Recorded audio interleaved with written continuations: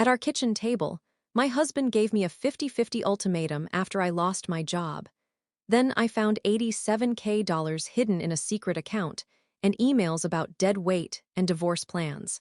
I was heartbroken until I uncovered $200K in embezzlement and heard him say, "She's harmless." I'm staring at the pink slip like it's written in a foreign language. Fired, just like that.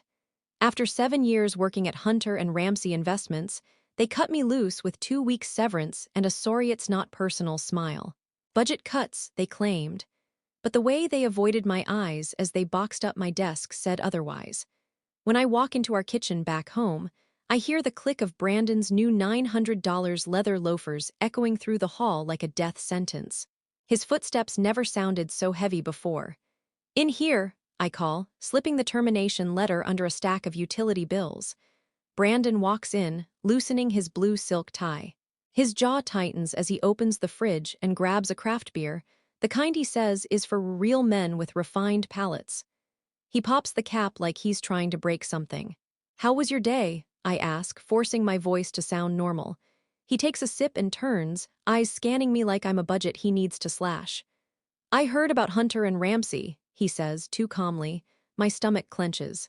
"You heard," word travels fast. 14 people laid off, right? Including you. I nod. He's not asking out of concern. He's confirming what he already knew. "Well," he says, setting his beer down, "that changes things." "Changes what things?" "Our financial arrangement." He says it like he's announcing a weather update. "For 8 years, we split everything down the middle: mortgage, groceries, bills. But now that you're not working, I'm only paying my share. 50-50 still stands." "Brandon, I just lost my job today. I need time to—" "Not my problem," he shrugs. "I've been carrying more than my fair share anyway." My mouth opens, but no sound comes out. He's rewriting history with a cold grin. "I make $190,000 a year," he continues. "You made what, $70K? Be honest, Izzy, you've been riding shotgun while I drove." I stare at him. This man used to leave love notes in my suitcase when I traveled for work.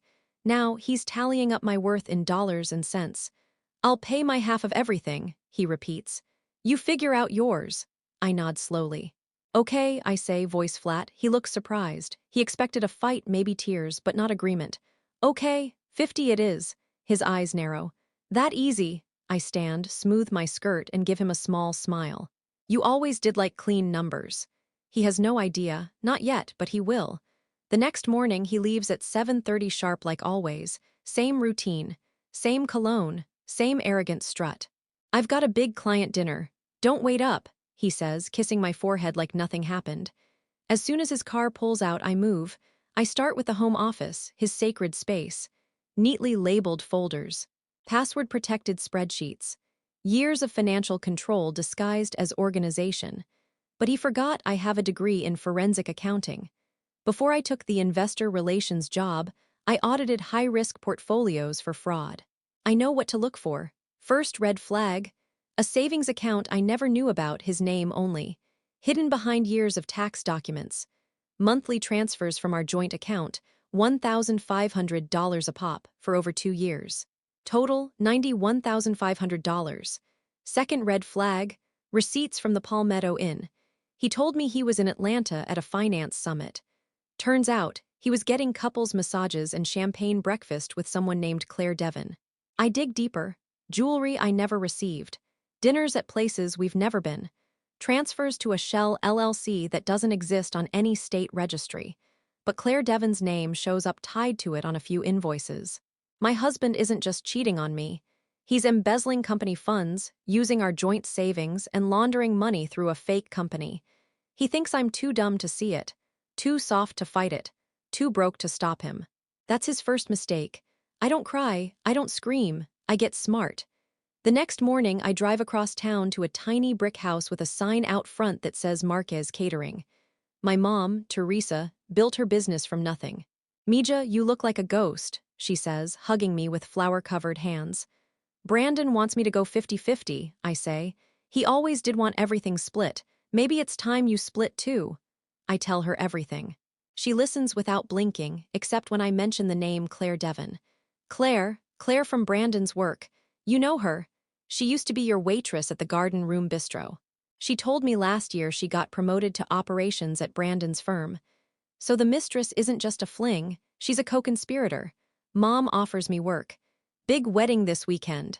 I need someone who can slice vegetables without losing a finger. It feels good. Real, honest. But every night, I go back home and act like I'm still job hunting.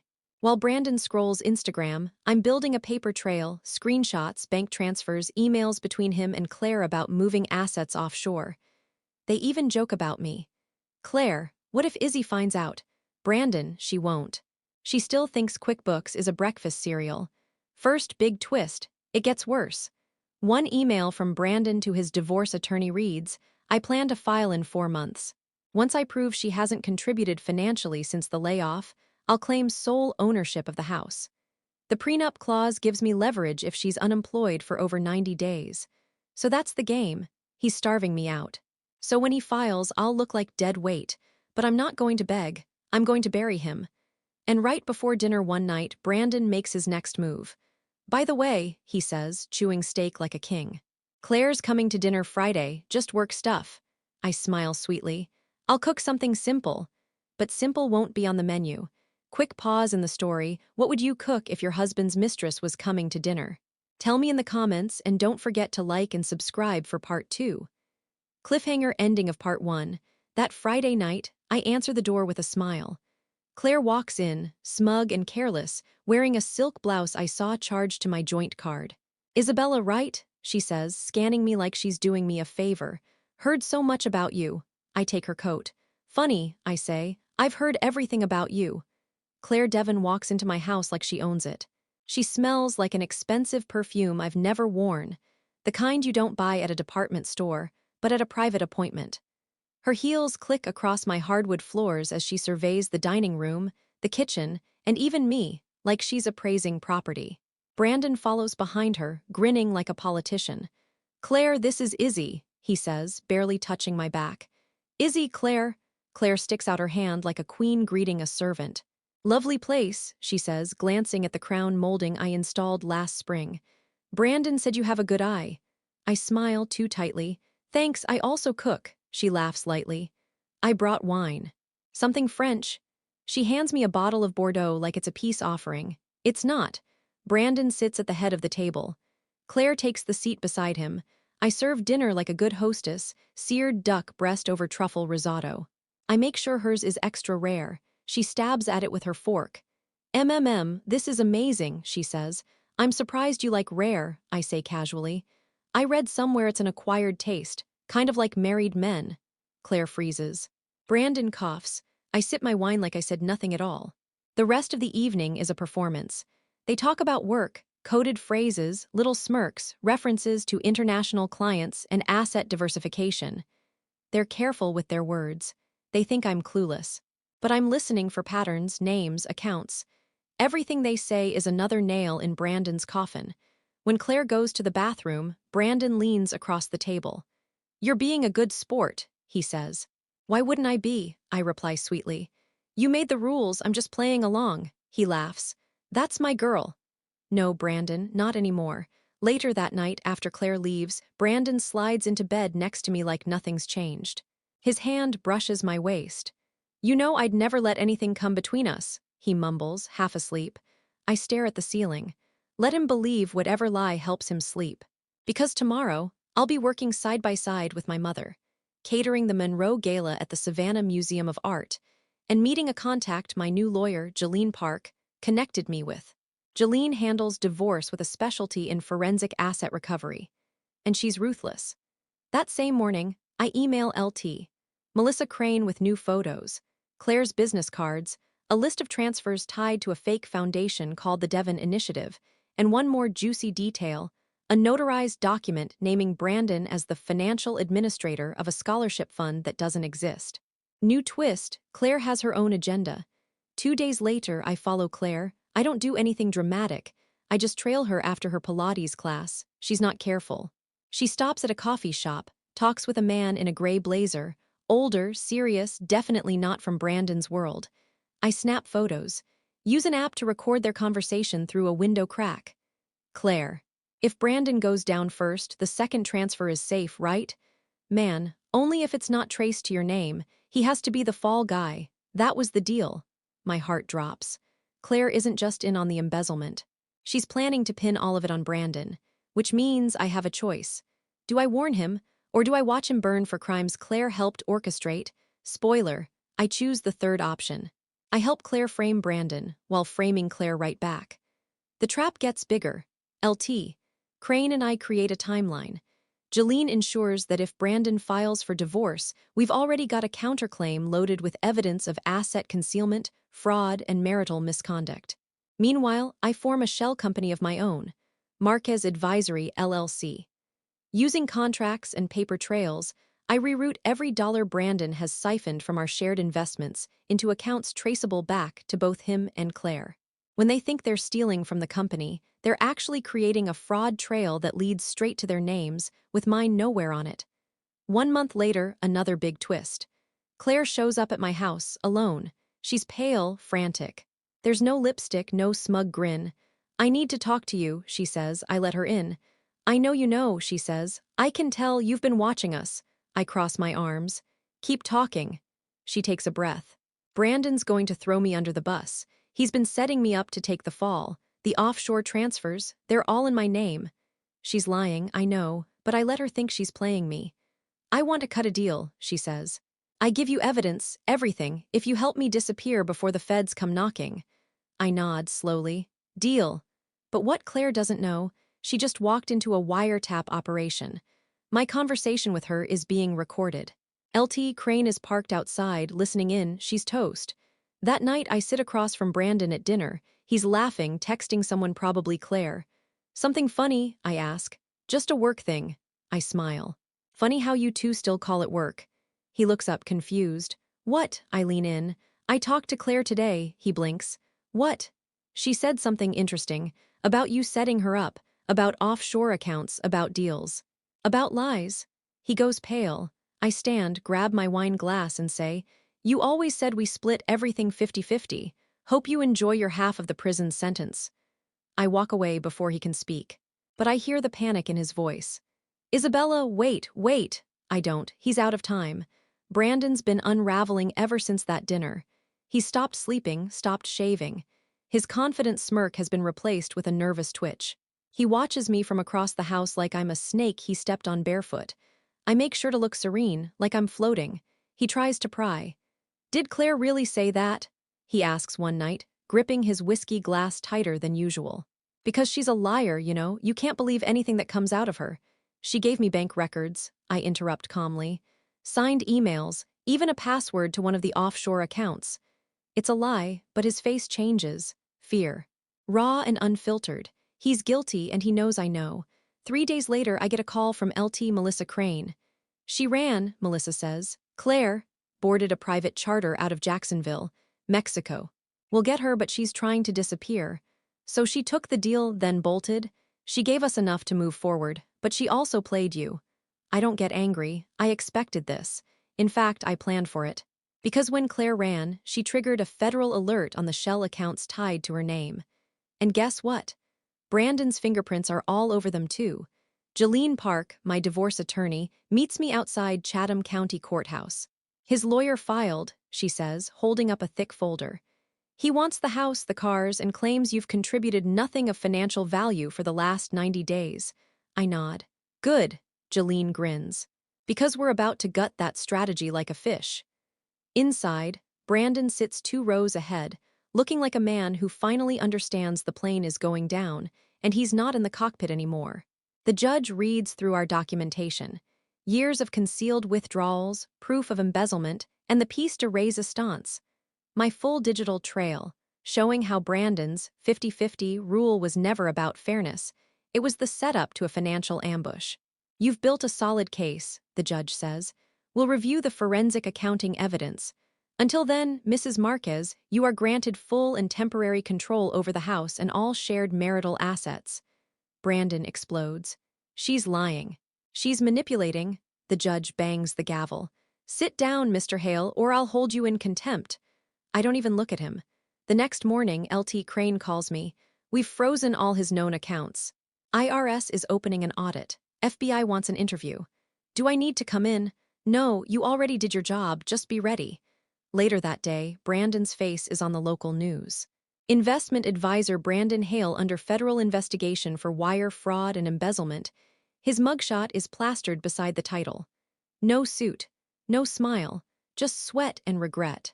My phone rings off the hook, his friends, his family, even his coworkers. I answer none of them. Let them find out who he really was. 1 week after Brandon's arrest, Claire is found in Merida, Mexico, trying to transfer funds from a flagged account. She's dragged back in cuffs, and thanks to her own voice recordings and signatures, her betrayal becomes self-evidence. She screams in court. "She set us up," she yells, pointing at me from the defendant's table. I smile from the gallery. "She's a snake, a liar." The prosecutor doesn't even blink. Maybe, but at least she's not stupid enough to use her real name on the bank documents. Claire's sentenced to 6 years. Brandon takes a plea deal.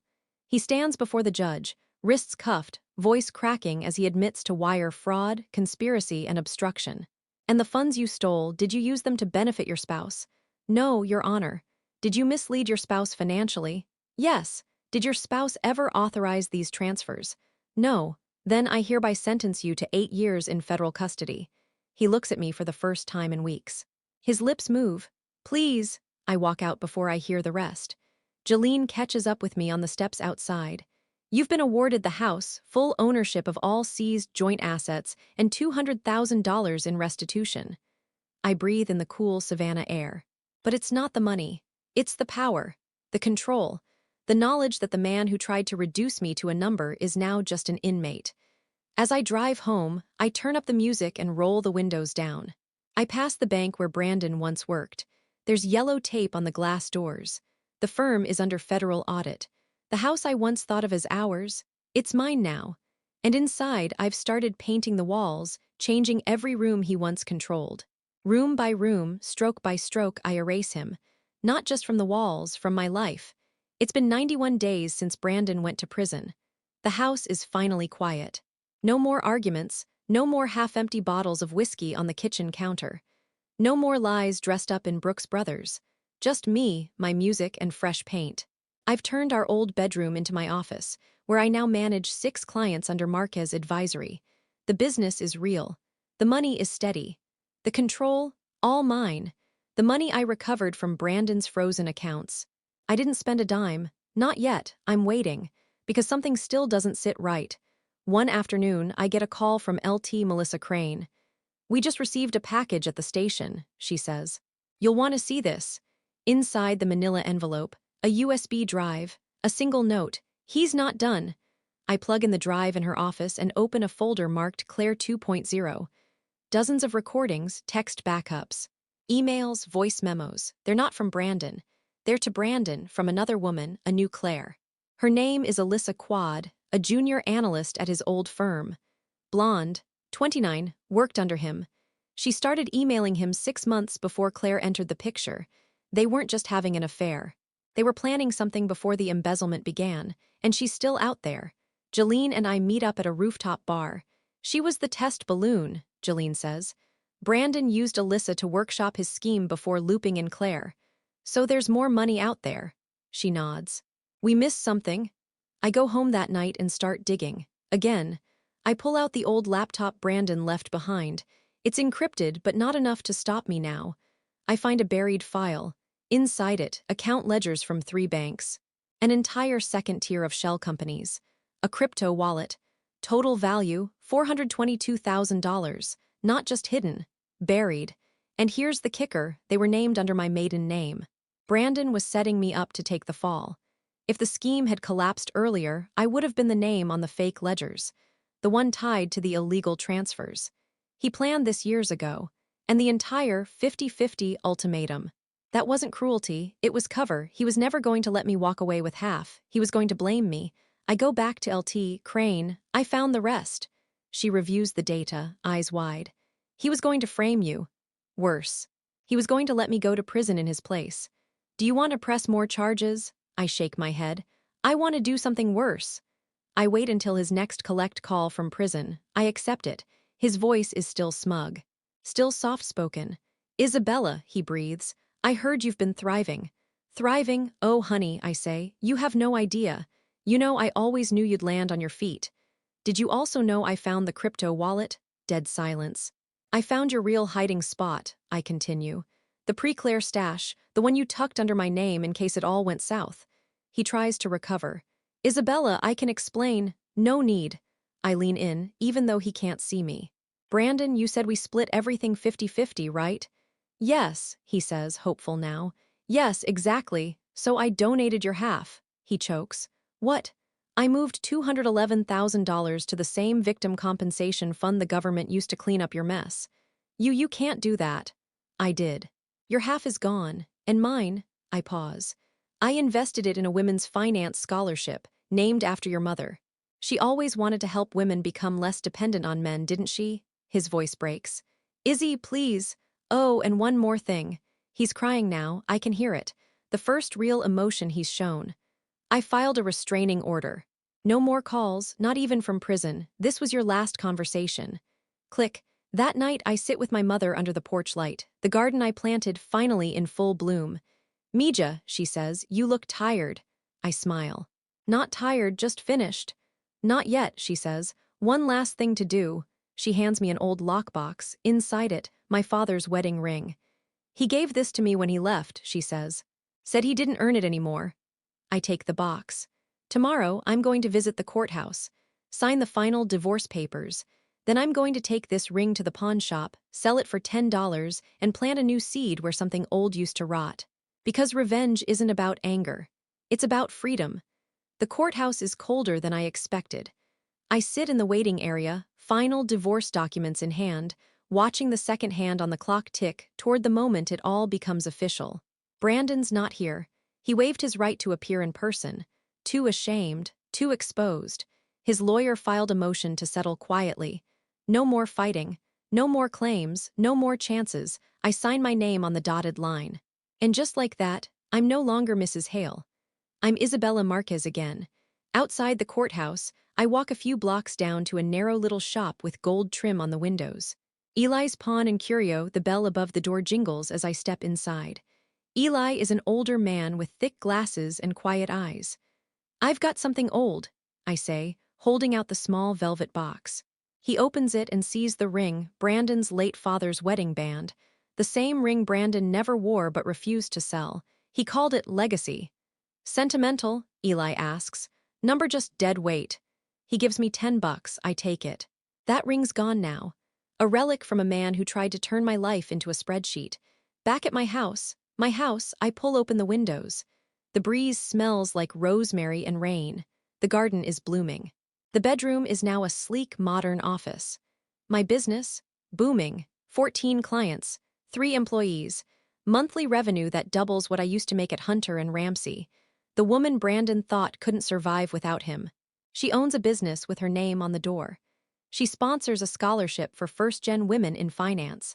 She just signed a contract with the Savannah Chamber of Commerce to lead their budget audit next year. And every time I hit a new milestone, I make a donation to a women's shelter, using funds from accounts Brandon thought he buried forever. Brandon serves 2 years before his first parole hearing. It's denied. Claire is released early, but she has nothing. No assets, no job, no reputation. She applies for work in 3 cities. All 3 employers reach out to my advisory firm for background checks. I respond honestly with documentation. She ends up waiting tables in Pensacola. And Alyssa, the first affair. She's subpoenaed in a federal investigation into digital currency laundering. Turns state's witness. She avoids prison, but she won't avoid the lawsuits. Brandon named her as a silent partner in one of the offshore accounts to try to redirect blame. Now she's being sued for $180,000. Poetic justice. 6 months after finalizing the divorce, I'm attending a charity fundraiser with my mother at the very hotel Brandon once used for his affair with Claire, the Palmetto Inn. It's been remodeled. I walk into the ballroom wearing a navy dress I bought myself, paid for with my own card. No secrets, no tricks. A woman approaches me with a clipboard. Isabella Marquez, we're honored to have you here. Your firm is sponsoring the financial literacy booth, correct? Yes, I say. We've also arranged for you to present this year's Empowerment Award. She hands me the envelope. The winner, Maya. Inhale my breath catches. Maya. Brandon's niece. The one who used to draw me pictures when she visited. She's 19 now, studying finance at the University of Georgia. Turns out she applied for my scholarship and earned it. She walks up to the stage with bright eyes, completely unaware of her uncle's sins. And I hand her the plaque with a smile, because she deserves to walk her own path, and because revenge isn't about destroying everything.